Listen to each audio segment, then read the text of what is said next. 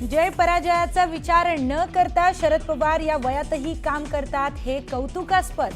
मुख्यमंत्री फडणवीसांकडून शरद पवारांचं तोंड भरून कौतुक, तर फडणवीसांच्या वक्तव्यामुळे राजकीय वर्तुळात चर्चांना उधाण।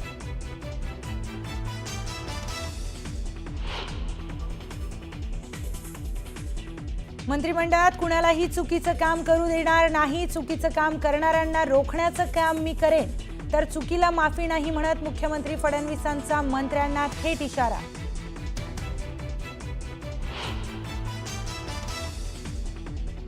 2019 मध्ये उद्धव ठाकरेंनी धोका दिला, जो योग्य मार्ग होता त्यावरून साथीदार भरकटले, मात्र ज्यांना बरोबर घेऊन पुढे जाऊ शकत होतो त्यांना पुढे घेऊन गेलो।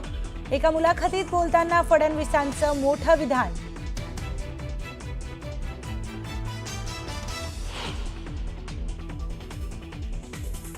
येत्या 3 ते 6 जून दरम्यान राज ठाकरेंच्या उपस्थितीत शिवतीर्थावर मॅरेथॉन बैठका।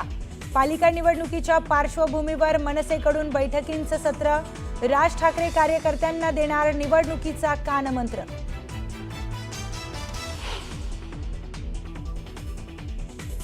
हगवणे कुटुंबियांना चांदीची गौरी दिल्याचा व्हिडिओ आला समोर। गौरी दबावाखाली दिली की स्वखुशीने दिली हे अस्पष्ट।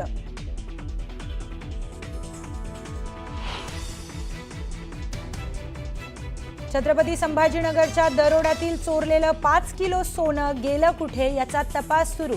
अवघं 20 तोळे सोनं पोलिसांनी अमोलच्या निकटवर्तीयांकडून मिळवल्याची माहिती।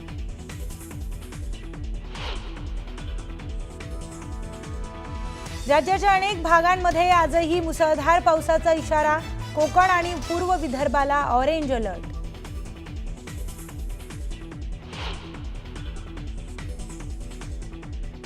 आजपासून पंतप्रधान मोदींच्या जाहीर सभा आणि रॅलीचा झंझावत। 3 दिवसात 5 राज्यांमध्ये 6 सभांचं आयोजन। सभांमधून पाकिस्तानवर मोदी करणार जोरदार प्रहार।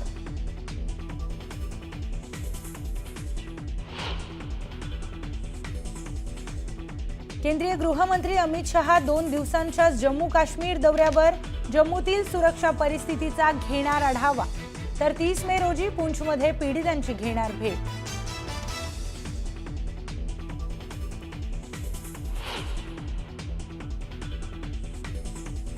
फरार आरोपी निलेश चौहानला पकडल्याचा पोलिसांना फेक कॉल।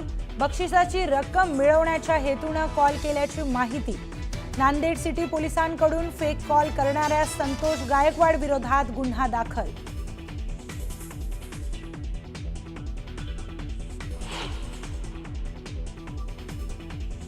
कथित किडनी प्रत्यारोपणाच्या रॅकेट प्रकरणी ससूनचे डॉक्टर तावरेंना अटक। तावरे सध्या पोर्शे कार अपघात प्रकरणी येरवाडा जेलमध्ये।